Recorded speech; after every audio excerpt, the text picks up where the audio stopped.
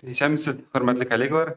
Без бүген Татарстан Республикасының табигаты һәм табигый байлыклары иллюстрацияле энциклопедиясе дип аталган беренче татарча фәнни белешмәлек басылып чыгуыннан матбугат конференциясына җыелдык. Бүген бездә кунакта Татарстан Фәннәр академиясенең Татар энциклопедиясе һәм төбәкне өйрәнү институты галимнәре. Спикерлар белән таныштырып үтәм. Татар энциклопедиясе һәм төбәкне өйрәнү институты директоры, тарих фәннәре докторы, профессор, академик Гыйләҗев Искәндәр Аязова. Институтның энциклопедия үзәге мөдире, тарих фәннәре докторы, профессор Ялалов Фәрит Габделулы. Институтның энциклопедика үзәге мөдире, тарих фәннәре докторы, профессор Шайдуллин Рафаэль Вәлиулы. Институтның төбәкне өйрәнү һәм социаль мәдәни тикшерүләр үзәге мөдире, тарих фәннәре кандидаты, доцент Айнадинова Лариса Мәхмүд кызы. Башта кунакларга сүз бирәбез, аннары сорау-җавапларга күчербез. Искәндәр Аязович, сезнең институт туплаган энциклопедия белән таныштырып китсәгез иде, аның әһәмияте нидә? Хәерле көн, хөрмәтле коллегалар, дуслар. Ул хәтле олы һәм күп санлы аудитория алдында чыгыш ясау бик тә җаваплы. Шулай да онлайн безне күбрәк журналистлар күрәләр дип ышанасы килә. Димәк, мин ерактанрак башлыйм әле, яме? Безнең бу энциклопедия безнең күп еллык эшнең дәвамы булып тора. Моңа кадәр сез барыгыз да беләсез, безнең төп эшебез ул 6 томлык татар энциклопедиясын чыгару иде. Татар энциклопедиясе рус телендә басылып чыкты тулысынча, татар телендә 6 том басылып чыкты тулысынча. Һәм без инде шул төп басмабызны әзерләп чыгаргач, киләчәгебез турында, перспективалар турында уйлана башладык. Менә без төрле юнәлешләр буенча эшләр алып бардык һәм алып барабыз, һәм алып барачакбыз дип өметләнәм. Менә шушы энциклопедияның чыгуы ул менә безнең эзләнүләр нәтиҗәсе. Нинди юнәлешләрдә без эш алып барабыз? Без бигрәк тә хәзерге көндә әһәмиятне тармак энциклопедияларына бирәбез. Тармак, ягъни мәсәлән төрле юнәлешләр, төрле фәннәр яки төрле ниндидер темалар, айрым темаларга багышланган. Менә шушы табигать энциклопедиясе шундый энциклопедияларның берсе. Бу энциклопедияның чыгуы ул шактый маҗаралы дип әйтергә дә мөмкин. Беренчедән без чыгардык бу энциклопедияның русча вариантын. Менә ул безнең каршыбызда, заманында без монда Татмедиада аны тәкъдим иткән идек инде. Ул бик матур яңгыраш тапты җәмгыятьтә, кызыксыну тапты. Һәм без бу энциклопедияны чыгардык әле өстәмә тираж белән дә, экология министрлыгы ярдәме белән дә, алар белән хезмәттәшлек нигезендә, аларга бик зур рәхмәт. Шуннан соң инде әлбәттә безнең еш кына энциклопедиябезне еш кына айрым журналистлар тәнкыйть итәләр иде, нишләп сезнең татарча басмаларыгыз аз дип әйтәм. Ул азлыктан гына түгел инде, ул безнең мөмкинлекләрдән килеп чыккан нәрсә. Без бит инде һәр вакытта да ике теллелек яклы һәм безнең һәрбер басманы без кимендә ике телдә бастырга тырышабыз. Һәм менә бу эшне без шактый озак алып бардык. Аны ул ният алдан ук бар иде инде, әлбәттә бу энциклопедияны татарчада чыгарга кирәк дип. Ни өчен аның актуальлеге безнең өчен бүгенге көндә бигрәк тә югары? Бу энциклопедия ул гади генә энциклопедия түгел. Без бу чиракта татар теленең даирәсен киңәйтү турында хыялланабыз һәм аны телибез. Бу чиракта без бигрәк тә татар теленең фәнни терминологиясына игътибар иттек. Беләсезме, заманында мин менә шактый күп экспедицияларга йөрдем студент чагымда һәм Миркасым Госманов җитәкчелегендәге археографик экспедицияләрдә катнаштым. Бик күп төбәкләрдә булырга туры килде. Һәм шул сәяхәтләр вакытында еш кына элекке дәреслекләр кулыбызга төшә иде. Гарәп хәрефләре белән бастырылган революцияга кадәр. Мәдрәсәләрдә, мәктәпләрдә укыту өчен кулланган дәреслекләр. Һәм шулар арасында биология, ботаника дәреслекләре, география дәреслекләре, математика дәреслекләре. Һәм шул вакытта мин гаҗәпләнә дирим, безнең татар телендә шундый фәнни терминология инде барлыкка килгән, 20 йөз башында ул булган бик һәм кіріп киткән җәмгыятебезгә. Һәм менә без бу энциклопедияны чыгарганда нәкъ шул фикер белән яшәдек. Хәзерге көндә татар теленең фәнни терминологиясын саклау һәм үстерү. Менә иң әһәмиятлесе минемчә шул булды. Шуннан соң тагын бер нәрсәгә игътибар итәсем килә. Бу энциклопедияны без бигрәк тә китапханәләргә һәм мәктәпләргә дип планлаштырабыз. Ул безнең инде ул традиция буенча ниндидер ачык сатуга чыкмый. Менә монда җыелган журналистларга гына ул өләшәбез, ул бәхет татый әйеме. Һәр кешедә булмый ул. Аның тиражы 1700 нөсхә. Һәм алдан ук ул планлаштырылды. Нәкъ менә шушы мәктәпләр һәм китапханәләргә тапшыру өчен. Һәрбер мәктәптә булсын дип. Һәм тагын бер аерып нәрсәне әйтәсем килә. Бу энциклопедияны чыгарганда без бигрәк тә безнең татар телен үстерү һәм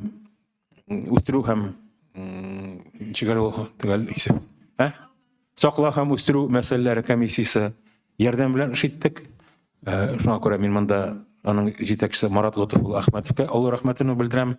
Һәм һичшиксез иң әһәмиятлесе бу эш турында безнең президентыбыз Рөстәм Нургали улы Минниханов хәбәрдар булды. Һәм ул үзенең хәйр-фатихасын бирде һәм ярдәмен күрсәтте. Без бу очракта бигрәк тә президентыбызга олы рәхмәтебезне белдерәбез. Бу безнең өчен бик тә кадерле шундый бер игътибар дип әйтик инде, әйме? Менә без әлбәттә бу юнәлештә татар телле басмаларны әзерләү юнәлешендә үз эшебезне дәвам итәрбез дип ышанам. Безнең моңа кадәр күргән кайбер басмаларыбыз әлегә кадәр бары тик русча гына басылып чыкты. Мәсәлән, менә Лариса Махмутованың алдында торган населенный пункт Республика Татарстан дигән беренче том, 3 томлык басманың әйме. Без аның татарчасында әзерләдек, ул инде әзер, аның макеты тулысынча әзер, ләкин менә финанс кытлык аркасында әлегә кадәр ул басылып чыкмады һәм менә өметләр белән генә яшибез дип әйтим инде, әйме. Башка басмалар, бу энциклопедияларны бит без барыбыз да үзебезнең электрон энциклопедия сайтында урнаштырабыз һәм бу энциклопедияда анда урнаштырылыр. Мин ышанам, энциклопедия балалар өчен, табигать белән кызыксынучылар өчен бик матур басма ул, файдалы булыр дип, кызыклы булыр дип, кирәкле булыр дип әйме. Һәм кирәк чакта энциклопедия бит ул интернет кына түгел. Энциклопедияның үз кыйммәте бар, басма энциклопедияның үз кыйммәте бар. Менә бит 19-нчы йөз энциклопедияларын, 20-нчы йөз башы энциклопедияларын, совет чорында басылган энциклопедияларын алганда, алар бит барысы да һаман да әле үзенең кыйммәтен югалтмаганнар, фәнни кыйммәт. Гәрчә анда бик күп мәгълүмат искергән булса да, аны яңартырга кирәк дип әйтсәләр дә, барыбер без шул чорның җимеше дип карыйбыз аңа. Менә бу безнең хәзерге чорның үзенә күрә бер чагылышы, үзенә күрә бер җимеше дип әйтергә мөмкин. Бу безнең хәзерге фәнни үсешебезнең, безнең үзебезнең телебезгә карашыбызның бер чагылышы дип әйтә алабыз. Менә мин шулай дип киреш сүземне тәмамлар идем. Безнең коллегаларыбыз шушы энциклопедия турында, эшчәнлек турында үз сүзләрен әйтерләр. Айрым, конкрет. Һәм тагын безнең бүген тагын бер басмабызны без тәкъдим итәчәкбез, анысы турында инде Фәрит Габдуллович Ялалов сөйләр соңрак. Фәрит Габдуллович, менә шу Искәндәр язып әйткән басма турында сөйләп китсәгез, яннары сезнең мәктәпләр белән эшенче корылган, һәм менә бу энциклопедия кайчан барып ирешер микән мәктәпләргә? Безнең бу табигать, Татарстанның табигаты һәм табигать белемне, табигать бойлыклары дигән энциклопедия бүгенге көндә аның чыгуы зур вакыйга булып тора. Шундый зур күләмдә, шундый тирән эчтәлекле энциклопедия безнең татар телендә чыгуы ул менә 22нче елда гына, шуңа без шундый ирештек бәхеткә. Моны инде укучылар да, моны укытучылар да, моны фән эшлекле фәндә эшләгән кешеләргә дә гомумән bütün kişi içinde bu bir kızıklı. Mında ulenler var, mında ağaçlar var, mında cennetler var, mında kuller var, mında sular var, mında ağaçlar. Bizim tabiattan indi var Булар монда инде кирдиләр һәм саф татар телендә. Мин инде бүген тәкъдим итәм китап. Бу китап атала полилингваль укытуның нигезләре дип атала. Менә монда тора ул. Бу китап мәктәпләр өчен, укытучылар өчен. Сез барыгыз да беләсез инде, безнең Татарстанда бүгенге көндә 5 полилингваль мәктәп эшли. Казанда 2, берсенең 80-нче гимназия, ул гимназия полилингваль гимназия ул Совет районында. 20 елны ачылды, 165-нче мәктәп нигезендә полилингваль комплекс, анда 2300 бала укый бүген. Балалар 3 телдә белем алалар. Шоллыда үткән елны ачылды, Актанышта ачылды. Менә быел Түбән Кама шәһәрендә бу полилингваль мәктәп ачылачак һәм Әлмәт шәһәрендә полилингваль мәктәп ачылачак.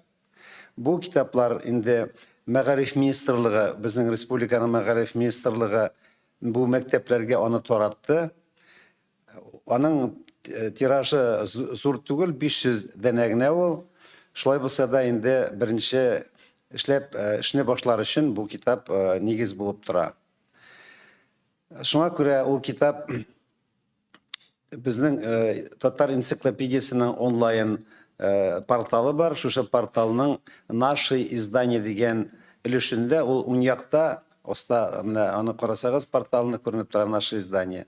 Шул изданиедә безнең ул аны карарга була, укырга була, копировать итәргә дә була.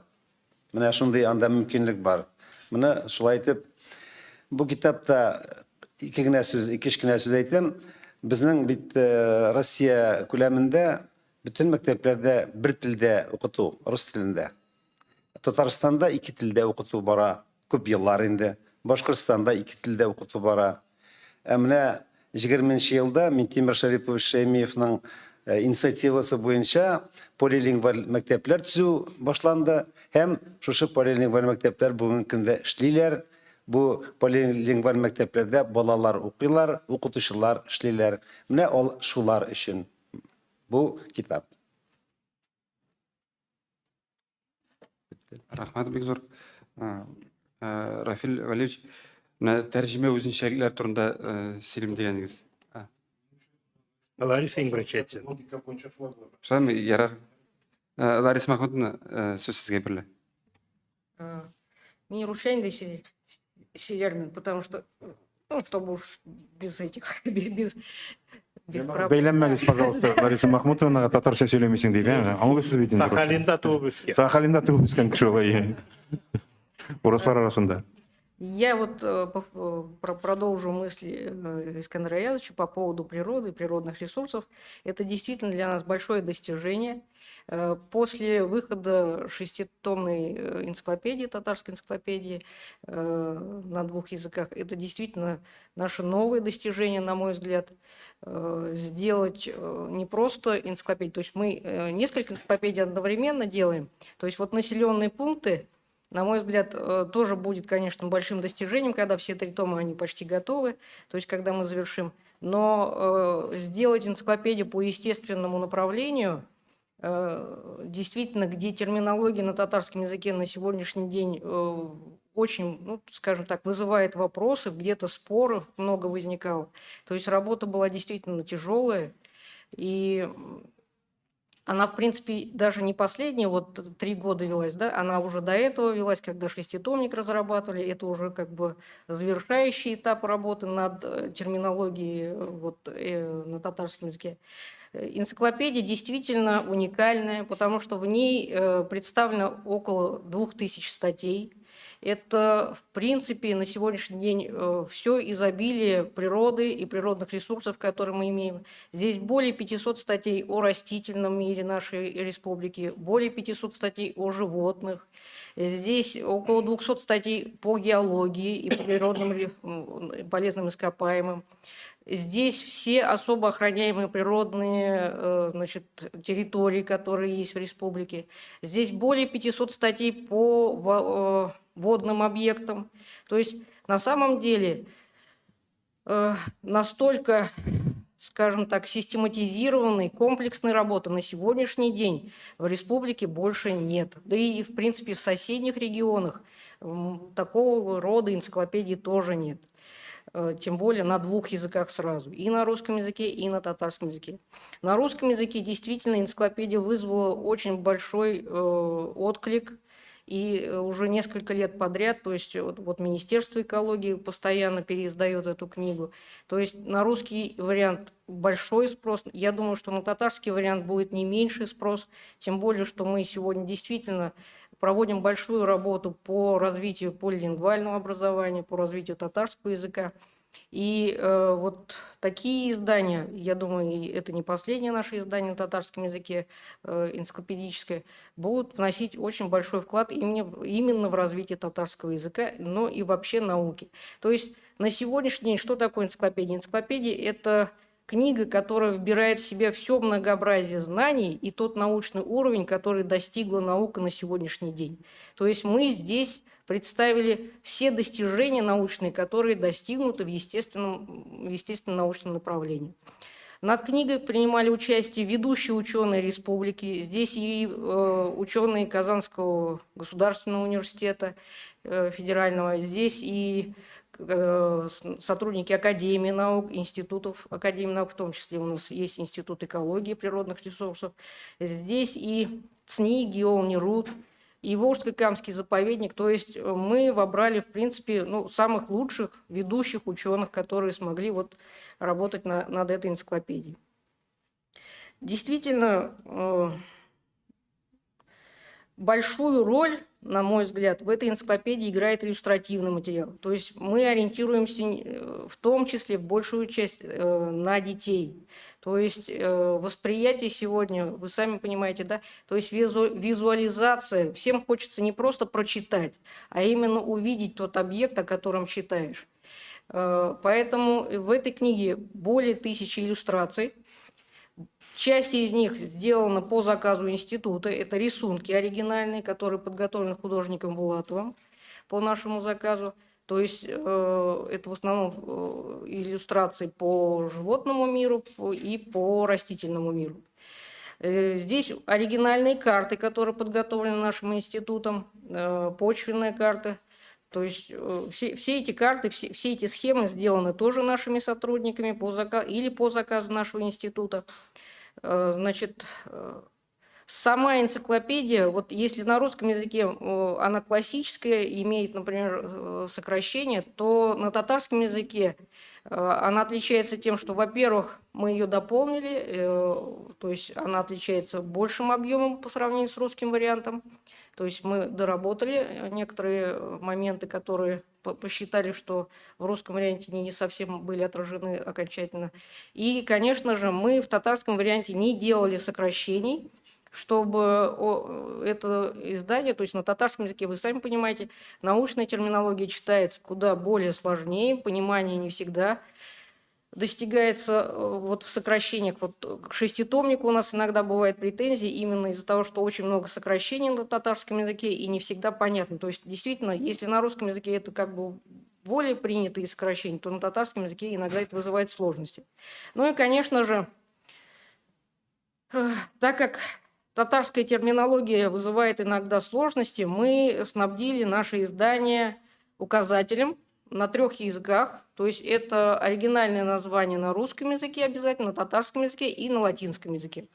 То есть это, на мой взгляд, тоже будет помогать всем читателям этой книги в том, чтобы разобраться, и в том числе в терминологической путанице, которая, может быть, есть еще пока в нашем языке. Все, спасибо. Рахмет. Рафаэль Валерьевич, хәзер сез тәрҗемә терминнар турында сөйләсәгез. Әлбәттә, инде менә энциклопедия, табигать буенча энциклопедия чыгару татар телендә бик зур казаныш. Моңа кадәр андый хезмәтләр юк иде. Әлбәттә, инде бар иде китаплар, кайбер үсемлекләр турында, хайваннар турында, мәсәлән, Рәхимовның һәм башкаларның бар иде үсемлекләр, хайваннар, кошлар турында кичкенә китапчыклары. Инде бу энциклопедияны әзерләү татар телендә әлбәттә авыррак булды. Ни sebebini әйттеләр инде, терминология җитешмәүлек, терминология эшләнеп бетмәүлек. Чөнки менә кышларны гына алсак, эзләргә кирәк бит. Мәсәлән, татар теле бай булса да, аның анда диалектлар күп, кайбер диалектларда исемнәре бар. Кышларның кайберләрендә русча, мәсәлән, һаманда судак дигән балыкның судак йөри, берш йөри, нишләп тә булмый, татарча юк. Шул ук вакытта, мәсәлән, лещ дигәнне бик сирәк кеше беләдер. Ничек ата ул балык? Кабан? Кырбан балыгы. Бик сирәк кеше белә. Аеруча ярар хәзер олы яшьтәгеләр белә, яшьләр бит алар ул сүзләрне белмәй, шул сәбәпле инде менә бит өйрәнергә мөһим үлән өлкәсеннән. Безнең 1 елга бар инде. Әврәле, зур Әврәле елгасы. Менә шул анда 2 авыл, якын 2 авыл бер-берсе, якын ташбурнашкана бер авылда бер үк балык, пескарь, шәмбә дип атала, икенче авылда мәртәч дип атала. Нишләп тә ул менә 1 елгада, чөнки халык төрле яктан килеп урнашкан. Анда бит килеп урнашкан авыллар бик күп. Менә шул исемнәрдән сайлап алырга кирәк иде. Фәнгә якынракларын. Менә күбегез белмидер инде. Менә бит бар шундый Гөмбә Лисички. Аның татарча исеме бар. Tilke гөмбәсе түгел ул. Әтәч гөмбәсе. Шул сәбәпле аларны эзләргә туры килде. Әлбәттә инде бу бит эш бу 2 елда гына эшләнмәде. Ул инде күптәннән инде без инде бу эшне башладык. Энциклопедик словарьны төзү вакытында безнең бит русча, татарча да татар энциклопедия сүзлеге чыкты. Шунда эзли башладык. Бик күп терминнарны, аннары инде 6 томлы энциклопедия эшләгән вакытта инде шулай тулыландырдык. Терминологик базасын, глоссарийлар һәм башкалар ясадык. Хәзер дә инде яңа терминнар кертергә, уйларга туры, табырга туры килде. Чөнки бит һәр вакытта инде булай да без рус сүзләре белән безнең телебез чуарланган. Без тырыштык инде энциклопедияларда азайтырга, киметергә. Нишләп тә булмый, чөнки яңадан кабатлап әйтәм инде, күбесе бит латиннан кергән. Менә уйлап карагыз әле. Менә бар бит шундый агач. Аны вәз диләр, русча вәз диләр, татарча аны әйтә элмә дип, шул вакыттан әйтә карама дип. Яра менә элмәне алык вәз, латинча ольмус. Димәк, руслар үзләренең вариант тәкъдим иткәннәр вәз, татарлар латиннан алып үз вариант тәрҗемә иткән элмә дип. Элмәләр бит бик күп, элмә агачлары, вәз дә, карама да, элмә дә үзе бар. Алар битәсе илем гаиләсенә керәләр. Шул вакытта әйтеп китәргә кирәк, аның менә балалар өчен кирәклеген. Менә әгәр яра менә бу энциклопедия күбесенчә төзелгән инде галимнәр өчен. Балалар әлбәттә аны карар, укырлар, кызыксынырлар, табырлар үзләренә кирәкле материаллар. Уйлап карыйк, менә бит без беләбез, без кайыннарга әйтәбез кайын гына дип. Кайын. Без аны аермыйбыз. Бездә эчтер кайын. Иенке кайын.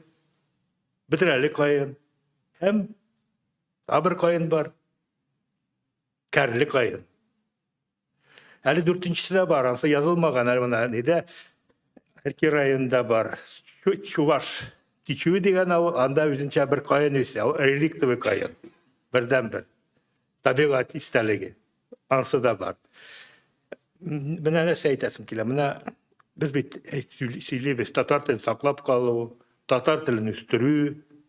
Ничек үстереп була татар телен? Әгәр менә без балалар турында уйламасак, балаларга кичкенә менә бу энциклопедия нигезендә ясамасак, балыклар турында, кышлар турында, үсемлекләр турында, аларны кызык кичкенә материаллар белән тулыландырып, 1000-2000 тираж белән чыгарсак, балалар өчен, татар мәктәпләре өчен, аларны укыту өчен, аларга ул татарларга гына кирәк, алар русларга да кирәк. Чөнки менә уйлап карыйк әле, балаларның табигатьнең белемен әгәр тикшерә башласак, алар ничә агач белә? 20-30 иң күбе аларның исемнәрен белә. Хайваннарны санасак, инде башка Kındı nile yenliklerini sayılasak şulay. Yanıttı min nasip bıçaklarını sanasak. Alardan kişiler bir siragin gine. Bir siragin bile. Eğer biz anı motorguna yazsak, kaysanın faydalı, kaysı zararlı.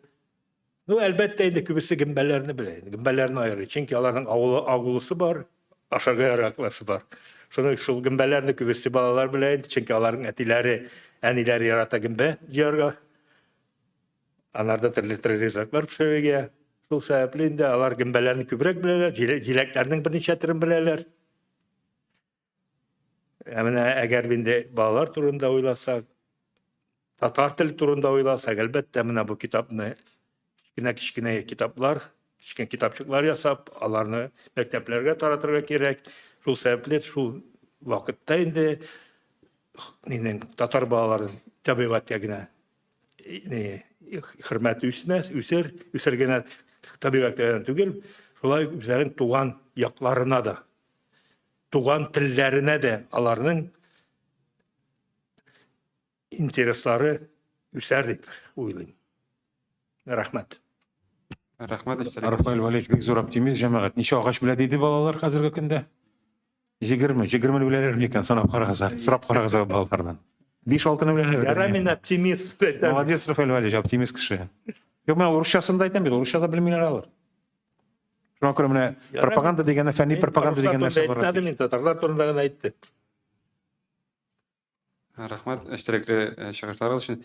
Sorularga köşeyik. Edezili. Энциклопедияда рәсемдер бар деп әйттіңіз дейме? Мында қарап шықтым мен. Ол нендей принцип бойынша қойылды, сайланды? По поводу принципа, знаете, вот мы все абсолютно делали самостоятельно. То есть вот насколько у нас финансирования хватает, то есть где-то мы сами добрались. Вот населенные пункты, например, я же говорю, то есть при работе над населенными пунктами мы отправляемся в экспедиции, в том числе памятники природы фотографируем. То есть это исходя из того, что вот нам нужны именно иллюстративные материалы, в том числе и для таких книг, как «Природа» и «Природные ресурсы».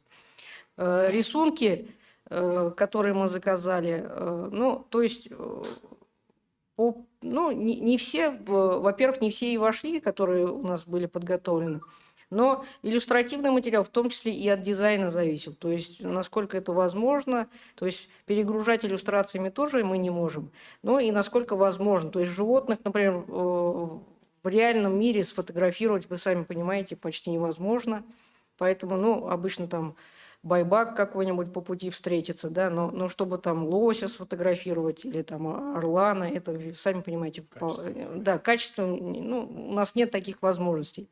Поэтому где-то обходились рисунками по заказу вот у художника, где-то только вот общие таблицы дали, то есть если, например, там грибы, мы не давали иллюстрации при каждом грибе, да, то есть они даны в таблицах.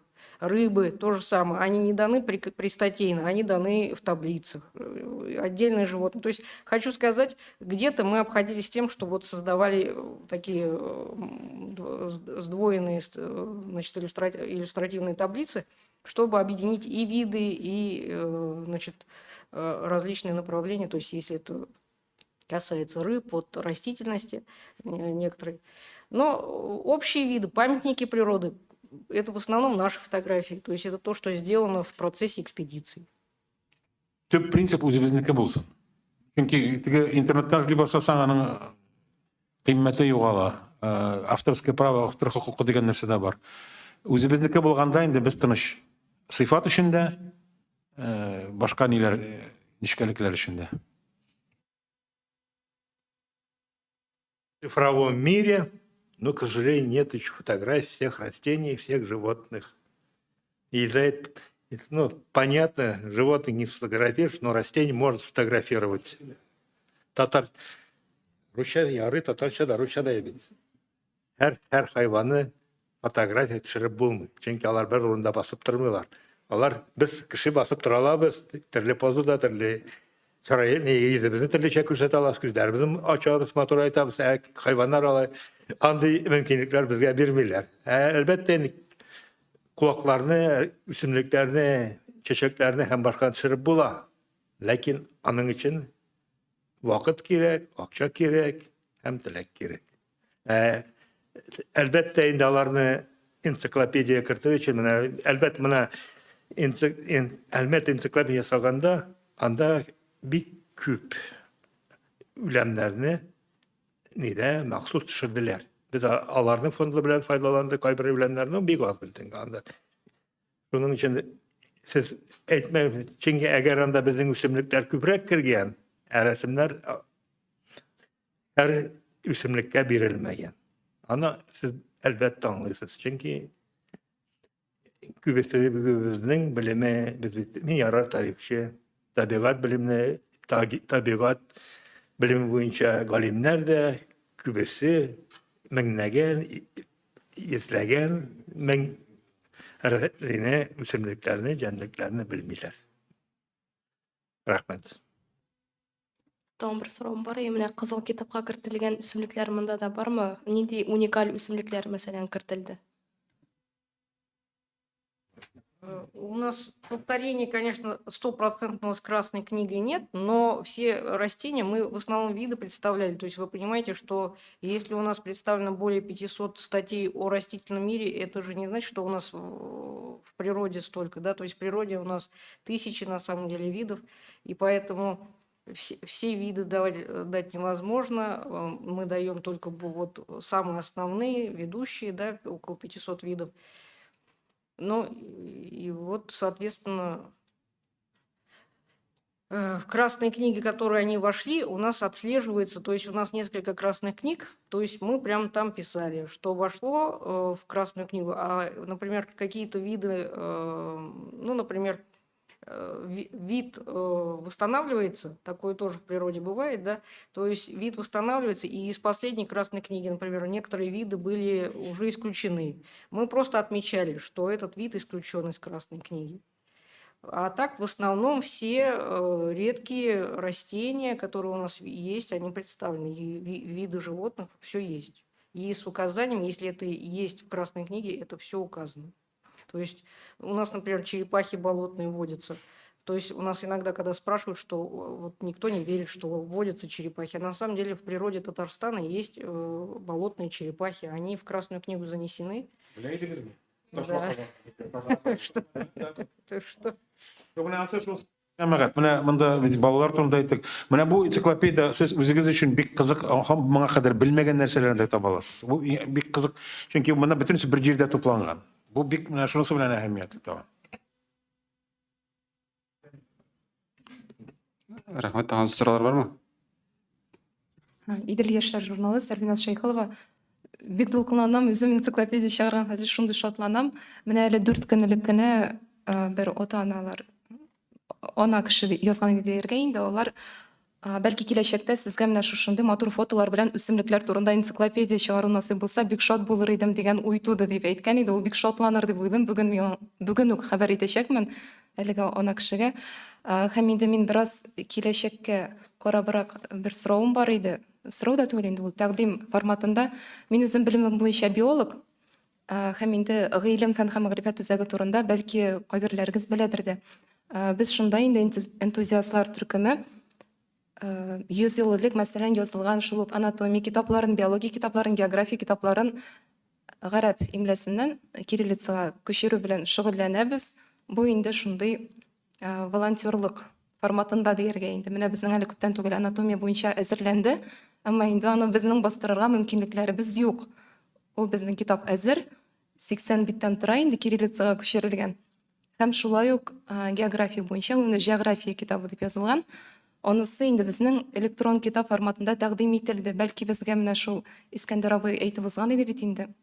Шул биология китапларын аларга да кайтып, аларны да барысы да бит инде гарәп телендә укый белми, гарәп хәрефләрен танымый дияргә хәзерге вакытта.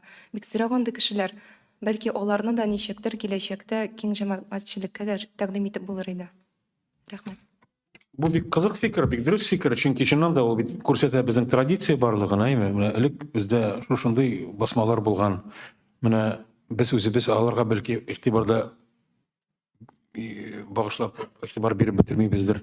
Менә мин сезгә тагын бер мисал китерәм. Моннан 10 еллап элек инде монда Германиядән килгән бер ханым, түрколог Рут Бартоломей исемле. Ул безнең татар математика дәреслекләрен алып, бөтен шушы математика дәреслекләрен революция кадәр чыккан, совет вакытында чыккан, аларның терминологиясын тикшереп, зур диссертация язды һәм яклады. Без аны белмибез дә. Без үзебез белмибез, немецлар килеп өйрәнәләр шундый нәрсәләрне. Безгә димәк, менә шушы табигать һәм гомумән шундый табигатькә багышланган фәннәрне алып, мәсәлән, шушы юнәлештә эш алып барсак бик яхшы булыр иде. Ләкин менә мин монда теге алдап ышандыра алмыйм, без менә хәзер шул дәресләрне бастырабыз дип әйм. Без ярдәм итә алабыз, катнаша алабыз, ләкин бездә дә менә басмаларыбыз бар, аларны бастыру өчен финанс мөмкинлекләребез бик тар әйме. Менә монда инде Рафаэль Валерьевич әйтә башлаган иде, мин шундый бер фикергә килгән идем, күптән түгел генә без аны инде кайбер безнең басмачылар белән дә басмачы дип әйтәм инде. Нәшерләр яки нәшерләр белән басмачы әлләнче яңгырый. Нәшерләр белән бераз фикер алышып алдык. Чыннан да менә айрым юнәлешләр, менә хәтта шушыны да бу теманы да бит айрым тармакларга бүлеп була, һәм бигрәк тә популяр формада бастырып, мәсәлән, Татарстан елгалары, шулай бит, яисә Татарстан җәнлекләре, яисә Татарстан үсемлекләре, Татарстан кошлары. Менә бәлки менә аның дәвамы шул булыр. Бәлки без өметләнәбез шулай булыр дип, безнең теләгебез зур. Без аны үзгәртеп, бәлки яңа иллюстрацияләр өстәп, аларга ниндидер популяр формат биреп, бигрәк тә балалар өчен файдалы булсын өчен, укытучылар өчен файдалы булсын өчен. Бу идея бар, бу теләкләр бар. Уйлап карасаң, перспектива турында уйлануларыбыз безнең бик олы бар, өметләр дә зур, ләкин бөтен нәрсә күп чиракларда килеп терәлә акча дигән нәрсәгә. Искәндәр Языч, менә берәр шәхси нәшрият үзләре бастырырга хыялланса, сез мәгълүматны бирә аласызмы? Бик матур тәкъдим бу, әлбәттә. Әгәр дә ниндидер бер кеше хосусый шундый бер яктан әгәр дә үзенең инициативасын күрсәтсә, без бик рәхәтләнеп хезмәттәшлек итәр идек, бастырыр идек, табар идек. Беләсезме, уйлап карасаң, аның үзенең финанс нидә бар бит, перспективасы да бар. Чөнки кеше мондый нәрсә белән кызыксынып булаларны ала, балалар өчен. Мәсәлән, шундый бер серия чыгарсак, ул безгә дә ниндидер чыгымнарны капларга мөмкинлек бирәчәк. Нәшриятка да бәлки ниндидер табыш табарга мөмкинлек бирәчәк. Бик рәхәтләнеп, мин мондый нәрсәләр турында сөйләшергә әзер. Тагын бер сорау бирәмче. Менә бу энциклопедияне интернетка чыгару планнары юкмы киләчәктә? Безнең идея шундый, җәмәгать. Безнең татар энциклопедиясе онлайн дигән ресурс бар. Аны сез барыгыз да бәлки беләсез дип ышанасы килә инде. Tatarika.org, русча һәм татарча параллель алып барыла торган ресурс. Һәм менә Фәргә Абдуллович әйтеп узды бит инде. Анда ул әйтте, наше издание дип, мин әйтергә аны безнең басмалар дип әйме. Анда безнең шундый рубрика бар. Безнең төп басмаларыбыз анда бирелгән онлайн форматта. Димәк, сез аларны, PDF форматында карый аласыз. Кызыксынган кешеләр таба ала. Бу энциклопедияләр урнаштырылмаган шикелле. Юк әлегә, ләкин без аны урнаштырабыз, әлбәттә. Монысы урнаштырылган. Менә бу энциклопедия анда мәсәлән бар. Башка безнең әһәмиятле менә соңгы елларда чыккан басмаларыбыз анда барса урнаштырылган. Кызыксынсагыз таба аласыз. Кемдә булса кагаз яки басма вариантны таба алмый икән, ала алмый икән, ул димәк интернет аша таныша ала. Рәхмәт, тагын сораулар бармы? Сезнең фикерләрегез калдымы? Әйтә сүзләр, бәлки нәрсәләр әйтелмиш калгандыр. Ярыймы бер сорау, яңа терминнар уйлап табырга туры килмәдеме? Менә кыен хәлдә калдык дип әйткән. Хәзер әйтәм инде, ниндиләрне уйлап таптык, табуны андай булды, андай хәлләр. Чөнки яңа терминнарны бит инде без нәрсәгә нигезләндек? Нидә революция кадәргә булган терминнарга яки төрки телләрдә булган терминнарга таянып инде яңа терминнарны кышлар буенча түгел инде, ләкин кайбер исемлекләр буенча андай очраклар булды. Чөнки безгә зәре кирәк, чөнки бер бит агачта бер исемлектән төрле исемнәр бар. Чөнки татар халкы бит бик киң сибелгән. Алар кайсы руслардан алып инде татарлаштырганнар, мәсәлән, уйлап карагызлар, менә бар рус теленә крыса дигән. Безнең якта әйтә күсе дип, кайсы якта әйтә крис дип, кайсы якта әйтә камак дип. Крыса, крис, төрлечә шулай. Менә бит алар бит тапканнар, крысны крыса ясаганнар. Менә шуларга нигезләнеп инде, чөнки менә татар теленең диалектларына нигезләнеп, алардан табып аңлатма сүзлекләр бар бит әле безнең аны 4 том, 5 том гына чыкты. Ну анда күбесенчә бит алар язучылар басым өйрәнәләр, менә анда газетларда, китапларда булган терминнар таянып аңлатма сүзлекләр диләр күбесенчә.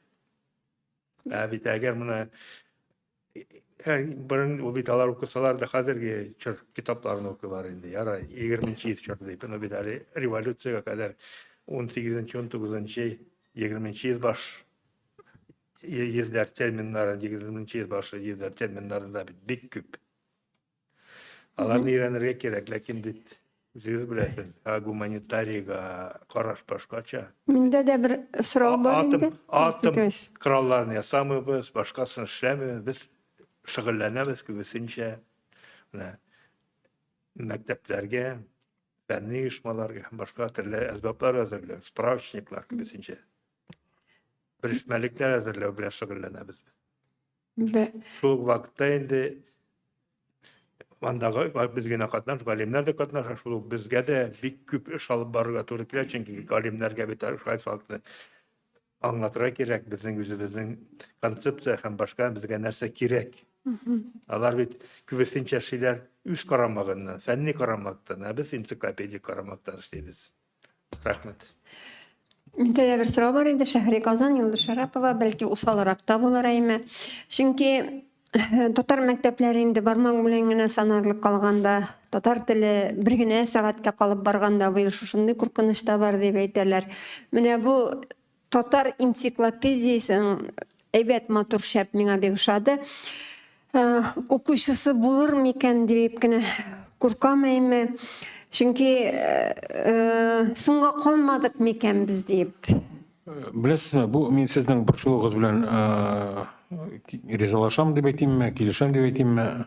Бездә шулай бер шундый борчылу хисләре белән яшибез. Ләкин әйдәгез алай булгач чыгармый башлыйк. Әйдәгез алайса татарча басмаларга игътибар бирмик, бөтенебез русча гына сөйләшәбез, бөтенебез русча аңлыйбыз дип. Бу димәк, теге принцип мәсьәләсе дип әйтергә дә мөмкин. Без үзебезнең телебезне саклыйбыз, бу үзенең символик ролендә уйный һичшиксез. Ул теге гадәти практик, теге менә бөтен сәхәр шундук җабырлык татарча укый башладылар дигән сүз түгел. Ләкин менә бездә бар ул.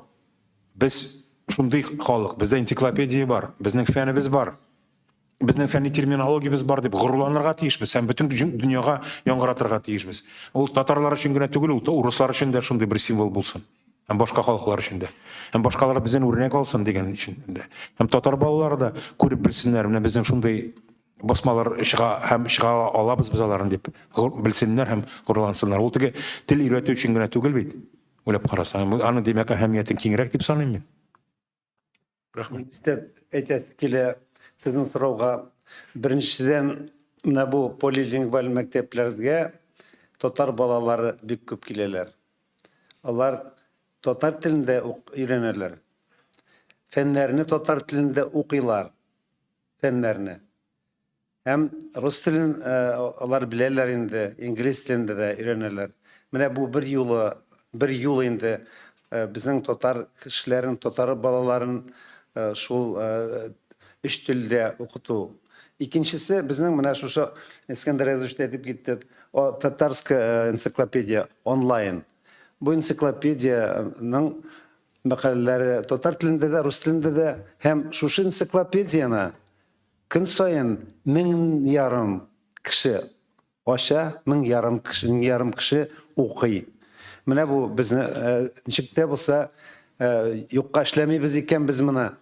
Безнең бу эшләгән эшләр белән кешеләр куллана икән дигән өмет калдыра. Бер-ике сүз әйтим әле. Менә бит энциклопедияны без шул максаттан, ул кызыксындыру фактор булдырырга тиеш. Менә Әгәр бит китап булмаса, ничек без аның кызыксындыру факторын булдыра алабыз? Ә менә бу кызыксындыру факторын башлап җибәрергә тиеш әти-әниләре, алар уллары, кызлары белән бергәләп, менә шул китапларны ачып, менә күрсәтеп, менә улым, менә бу кышның шундый исеме, менә бу кышның шундый исеме, бу җәнлек шундый исеме дип, менә алар ул балага сеңеп кала, яшүсмер балага. Ә инде хәзер инде укыта башласаң, 20 яшьтән соң инде менә шуны улым шундый кыш бар дип. Ана бала чактан өйрәтсәң, алар табигатен дә, кышларын, җанлыкларын да, әһәмиятен дә энциклопедияны белә башлыйлар. Әгәр инде без чыгарсак, алар кичкенә китапчыклар, аларның кызыксындыру, алар арасында кызыксындыру тагы да көчәер дип уйлыйм. Бездә бит татар бит дип газет чыгаруны тотмыйбыз. Алып барабыз, шуңа күрә галимнәр дә үз эшләрен башкарабыз, үз эшләребезне башкарабыз.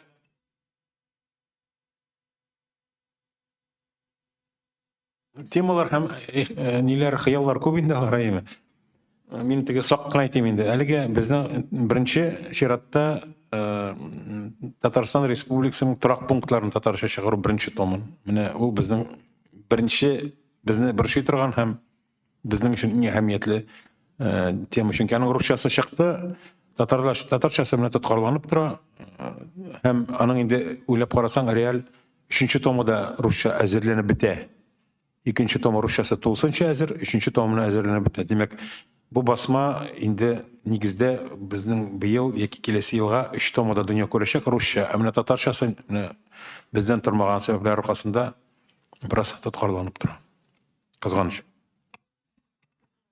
Әйтәсем килә, без әле Казан энциклопедиясендә эшлибез. Менә безнең 1-2 китап чыкты. Беренче китабы идарәләр, Казанның идарәләренә багышлана, икенчесе багышлана Казанның бистәләренә, урамнарына, паркларына, мәйданнарына, площадьларына багышлана. Аларны тиздән Алла бирсә, июнь ахырында аның да презентация булыр. Аны да инде чыгып 2 томда чыккач, әлбәттә без аны шулай татарча тәрҗемә итәрбез дип уйлыйбыз. Заманда Казан энциклопедиясе булыр дип ышанабыз.